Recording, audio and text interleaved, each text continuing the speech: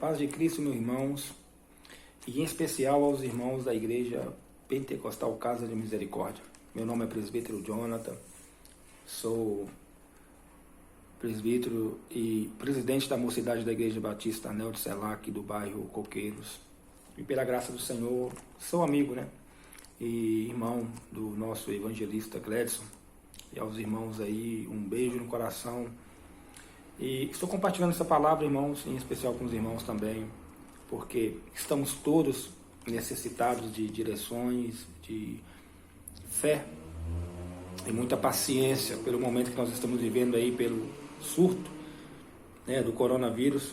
E alguns de nós tivemos que usar de estratégias, de sabedoria, para ao mesmo tempo estar debaixo sob a liderança, sob a obediência dos nossos líderes, como diz a palavra do Senhor, e também com isso tudo mantermos a unidade da nossa fé, a nossa comunhão, a nossa celebração. E eu quero deixar uma palavra para os irmãos, e ela está escrita aqui no livro de 1 Pedro, capítulo 1, versículo 3 ao versículo 7, diz assim: Bendito Deus e Pai de nosso Senhor Jesus Cristo, que segundo a sua muita misericórdia nos regenerou para uma viva esperança mediante a ressurreição de Jesus Cristo dentre os mortos, para uma herança incorruptível, sem mácula e imarcessível, reservada aos céus para os outros, que sois guardados pelo poder de Deus, mediante a fé, para a salvação preparada para revelar-se no último dia. Nisso exultai-vos, embora no presente por breve tempo, se necessário, sejais contristados por várias provações, para que, uma vez confirmado o valor da vossa fé, muitos mais preciosa do que o ouro perecível, mesmo apurado pelo fogo, redunde em louvor, glória e honra na revelação de Jesus Cristo.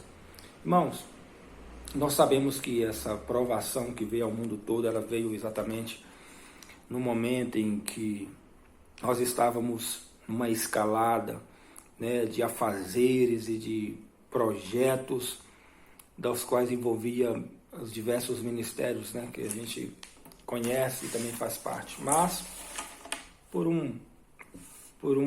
obviamente, por uma intervenção e por um controle, e ainda que seja uma vontade permissiva, uma vontade direta de Deus, nós fomos colocados em uma... Vamos lá, irmãos, o vídeo deu uma parada porque alguém me chamou ali, mas vou continuar, tá bom?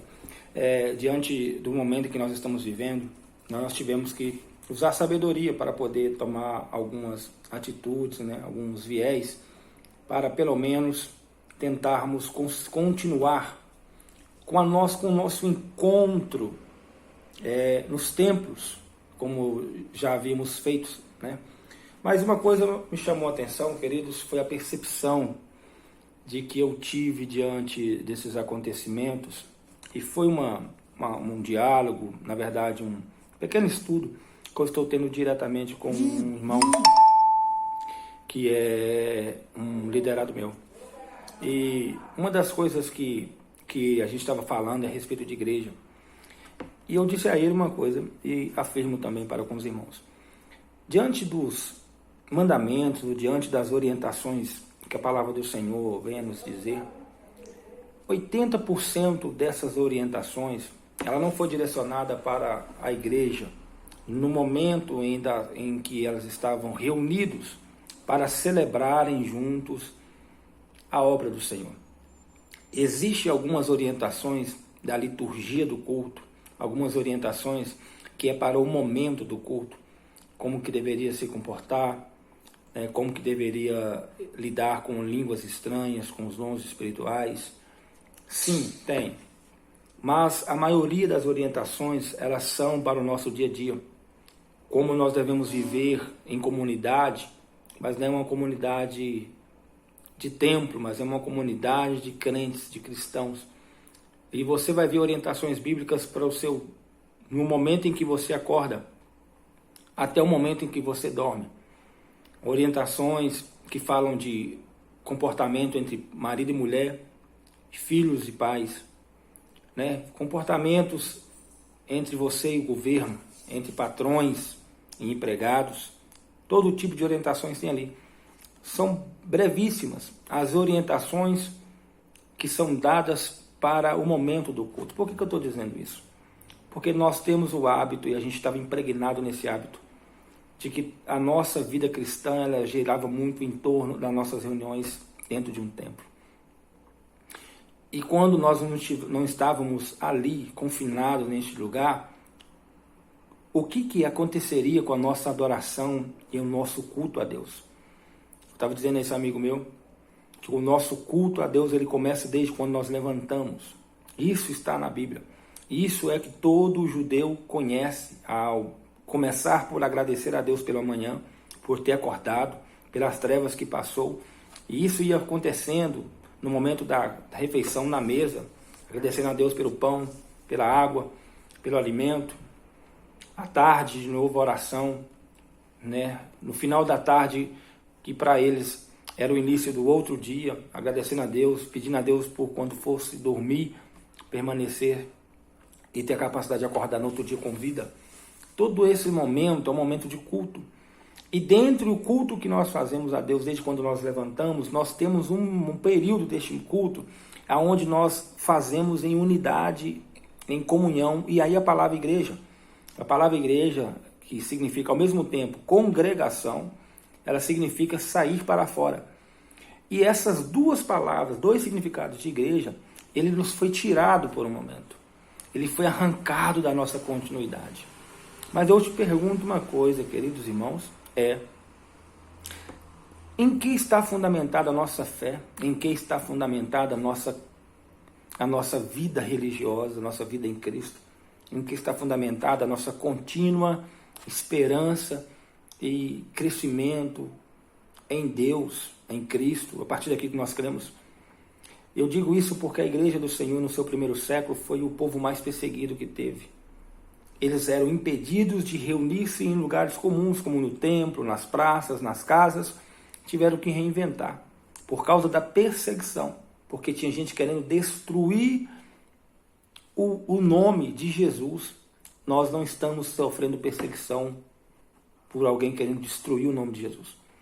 Pelo contrário, eu vou dizer que parece que realmente essa provação que estamos passando agora é um momento em que simplesmente nós devemos mostrar de forma muito calma, de forma tão caseira, como nós estamos, em que nós estamos fundamentados, em Cristo ou em templos.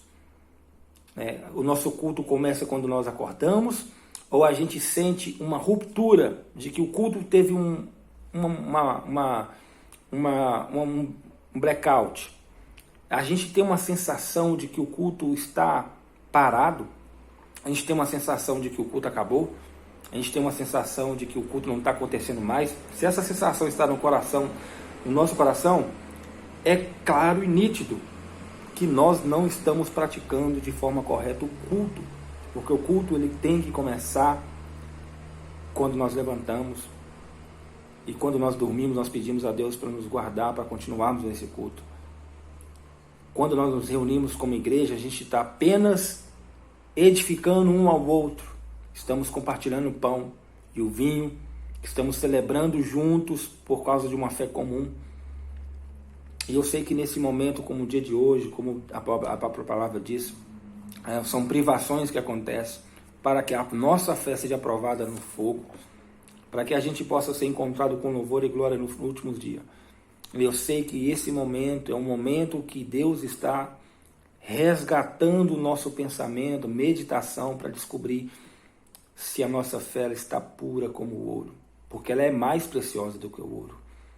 Mas se está pura como o ouro, nós vamos guardar esse momento e vamos nos fortalecer. É momento de arrependimento, é momento de pedir a Deus perdão pelo mundo, pelo Brasil, pela nossa igreja, porque nós somos irmãos. E é o momento de nós pedimos a Deus para mostrar para nós mesmos quem somos. Porque se isso que aconteceu está acontecendo conosco, queridos, nos abalar a fé, nós não suportaríamos uma perseguição contra nós, aonde alguém iria mandar a gente ajoelhar e dizer nega Jesus. Se isso está abalando a nossa fé, se isso está disseminando dentro de nós a nossa esperança, a vida que nós temos em Cristo, nós não estávamos firmados em Jesus, a gente estava firmado em templo, ou no próximo, ou qualquer outra coisa menos em Cristo. Esse momento é o momento em que nós devemos nos colocar diante de Deus e dizer: Senhor, eu te agradeço pela aprovação que está me vendo agora, está acontecendo dentro de mim. Eu te agradeço porque agora sim eu vou buscar a tua face. Eu vou buscar face com a minha família, porque já que eu tenho que ficar em casa, onde eu não dava muito valor à reunião familiar, ao passar tempo com a minha mãe, com meus pais, com a minha esposa, com meus filhos, eu vou aproveitar esse momento e vou resgatar o culto familiar. Eu vou orar. Eu não vou ocupar o meu tempo agora com mais atividades de entretenimento. Está errado, queridos.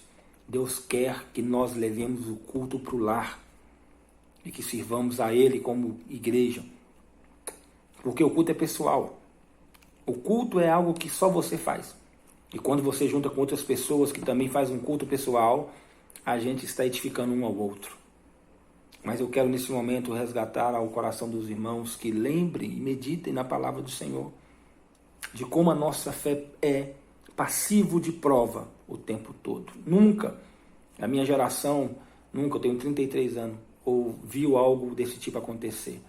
Algo que nos fizesse ficar isolados, ou algo que nos fizesse ter que ficar em casa e não ir ao culto domingo, quarta, terça, não sei quais são os dias de culto dos irmãos.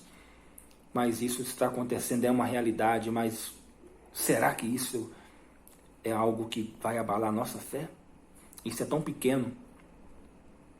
Deveria ser um momento em que a gente tivesse poder para curar essas pessoas. E nós estamos recuados. Como igreja no mundo, estamos recuados.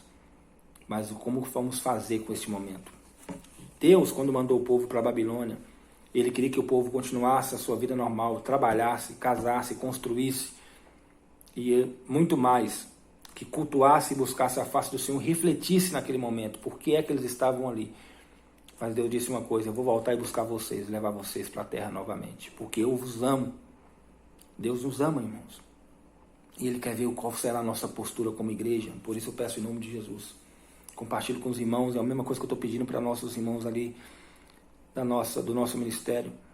Vamos continuar unidos, buscando, orando, intensificar a nossa busca ao Senhor. Alguns irmãos estão fazendo cultos online, como nós estamos fazendo online. A gente está conversando com os irmãos, aproveitando agora, falando, ligando, conversando, comungando pela fé, pelo Espírito. Mas nós vamos aprender a dar valor à reunião, aprender a dar valor à congregação. E é nesse momento que Deus precisa de contar com você para ser o construtor e o reconstrutor. Como Neemias convocou uma grande multidão para ir reconstruir aquilo que estava caído, destruído, o templo e a casa do Senhor. Irmãos, se nesse momento agora a gente não mostrar para Deus que nós somos aqueles que vamos manter firme as nossas mãos, trabalhando para continuar de pé como igreja, como congregação, o que é, irmão? O que você pensa da vida de cristão? Se nesse momento agora você não der as mãos um para o outro, para o pastor, para o líder dessa igreja, para os membros dessa igreja, se vocês não derem as mãos para manter essa comunidade cristã de pé, o que você pensa que é o Evangelho? Eu não sei. Eu não sei, porque é o momento em que você mais deve demonstrar uma palavra de fortalecimento, uma palavra de vitória, de encorajamento. Se você não fizer isso, você está errado. Por isso eu te convoco em nome de Jesus, assim como todos nós estamos fazendo, queridos. Você não é diferente de mim, não é diferente de outros. Nós estamos passando pela mesma provação. Como igreja, eu te convoco a manter-se firme, a ser vigilante, a se unir nesse momento e não permitir que Satanás te use para dividir e para diminuir a igreja do Senhor. Não dê a Satanás o sorriso de dizer: esse povo que você, Deus, chamava de seus, nunca te serviram. Olha aí, correram, te abandonaram, só porque eles não podem congregar. Não, nós vamos mostrar que somos diferentes. Por isso, Deus te abençoe, Deus te fortaleça, Deus te mantenha unido. Essa vitória é nossa. E em nome de Jesus nós vamos vencer. Aproveite esse momento para reativar os dons espirituais na sua vida, para que da próxima vez que vier algo como esse, você esteja alinhado com Deus e dizer: Deus, eu quero curar pessoas pela fé, pela oração. Eu quero curar. Não vamos esperar somente os médicos, não vamos esperar a medicina resolver. Como igreja, nós vamos virar este mundo de cabeça para baixo. E peço a Deus para te dar esse dom. É o que você deve fazer como crente. Por isso, em nome de Jesus, eu tomo a autoridade e a liberdade de falar isso com os irmãos, porque o mandamento é para uma igreja só, um corpo só. E dentro desse corpo de Cristo, pela graça do Senhor, eu tenho a autorização para poder trazer essa palavra aos irmãos. Que Deus fortaleça os irmãos, que Deus possa abençoar os irmãos. E conta com a minha oração também, igreja, em nome de Jesus. Pastor, que Deus te abençoe. Congregação, que Deus te abençoe. E logo em breve estaremos aí para cultuar o Senhor juntos novamente. Porque esse tempo vai passar, mas a palavra do Senhor permanece para sempre. Um beijo no coração. Deus vos abençoe em nome de Jesus.